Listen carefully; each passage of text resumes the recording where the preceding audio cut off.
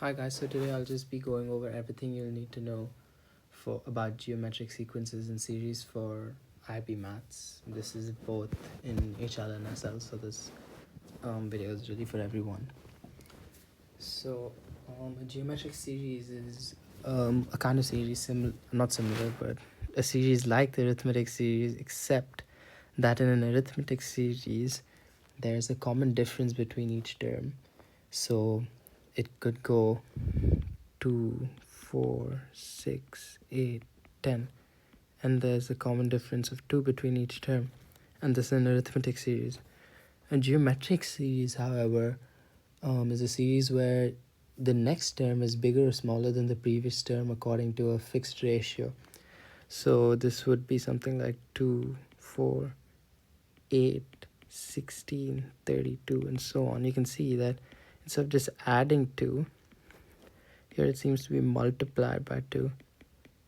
And I'll explain further what I really mean by that, and I'll give you some examples. So if you look at graph 1 here, this is a ball bouncing and its height over time. We can see that each bounce is smaller than the previous bounce, but it's not by a fixed amount. So we can see this first bounce here goes from about 2 to 1, but the second bounce goes from 1 to half, and the third one goes from about half to 1/4. So we can see that the difference between each term is not constant. The second one is also an investment of $100 that's being compounded over time. We can see that there's a curved shape to the graph. If the difference between each term was constant, then there would be more of a line formed, a straight line, the constant gradient, but that's not the case. You can see that the graph is curved here. So I'll explain more about what I'm talking about. So this is the talking about here. So if you look at these examples of a few geometric series that I've written down here, we can see that there's a constant increase in this. So the common ratio just refers to how much each term changes by. How much each term changes by. So here it's times 2. So that's why here the common ratio is equal to 2. Here we can see that the series is decreasing by a factor of half. So here the common ratio is equal to half. Here the series is decreasing by a factor of minus 1/3 every time.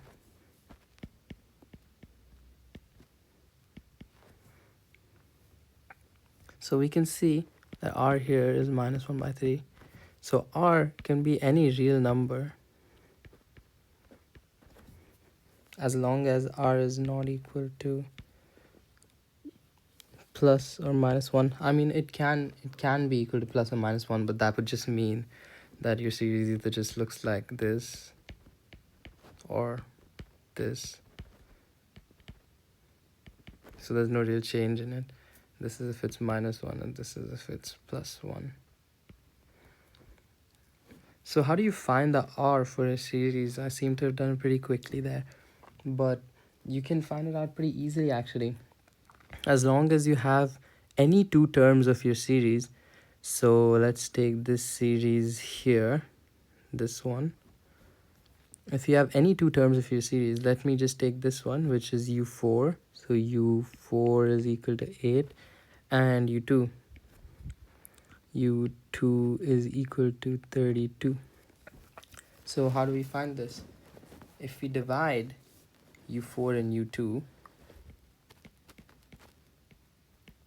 and we can rewrite u4 and u2 individually using this formula in the top left corner of our screen here, which is equal to u1 r 4 minus 1, which is 3, by u1 r 2 minus 1, which is 1. That'll equal to r square. So we know the two terms, so 8 by 32 is equal to r square. We can cancel these terms out. It becomes 1 and 4. So r squared is equal to 1 by 4.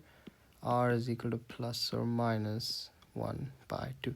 So obviously sometimes you might need to verify whether it's the positive or the negative, but as a general rule of thumb, you can use this equation, un plus 1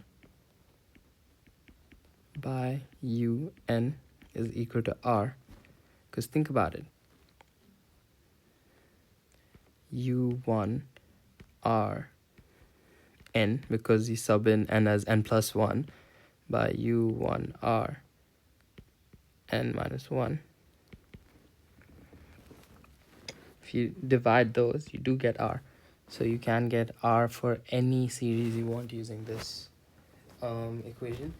Do remember, it's not in your data booklet, but you don't need to memorize it, but once you understand these series, it should just come to you naturally. It's quite intuitive. So obviously you can be asked to find the sum of geometric series. Yeah, you can be asked to find the sum of a geometric series up to a certain point.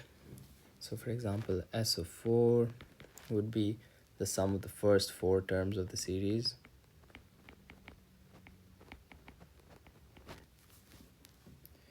So looking at this equation here that I've circled, you can use either one you want. And you just need to sub in u1, which is the first term,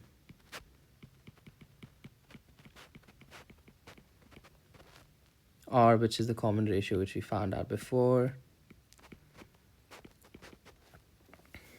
and n is the term number, so the sum to how many terms. So in the example I gave above, I said S of 4, so that here you would sub in n is 4, and do make sure that r is not equal to 1 in this case, because if you see r minus 1 in the first equation here will become 0, and you cannot divide anything by 0. So in the case that it is 1, you can just multiply n times u1, and you should get it if r is equal to 1. If r is equal to minus 1, then you can just sort of figure it out in the sense that if it's just 2 minus 2, 2 minus 2, they will all cancel out when you add them up. So it'll either be 0 or the first term, which in this case would be 2. But there's also a special case, which I've here, 1.8, sum of an infinite geometric sequence. So I'll tell you what I'm talking about here. Let's say we have a sequence where u1 is equal to 2 and r is equal to half. Let's write out the first few terms of the sequence. So it's 2, 1, 0 0.5, 0 0.25, 0 0.125. What do we notice here? Each term is smaller than the previous one. What this means is that as n approaches infinity, the term itself also approaches 0. So let me show you what I mean. So un, so as n approaches infinity, the value of un keeps decreasing and decreasing. Un approaches 0 as n approaches infinity. So the value of the term only decreases when r is between, as stated here, between this boundary. If you don't know what this means, it just means absolute value. So if you have a negative number there, you just take it as a positive. So minus 0 0.8 becomes 0 0.8 if those brackets are there. Or you can write the same thing as this. This formula is only applicable for when r is between these bounds, because the sum of r would look something like this on a graph, where this one shows you the sum and this axis shows you n. As you can see, it does seem to be approaching some sort of asymptote. So what this sum to infinity finds for you is this asymptote.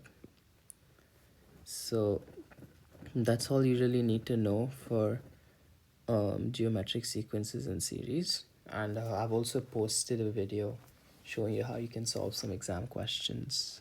Thank you.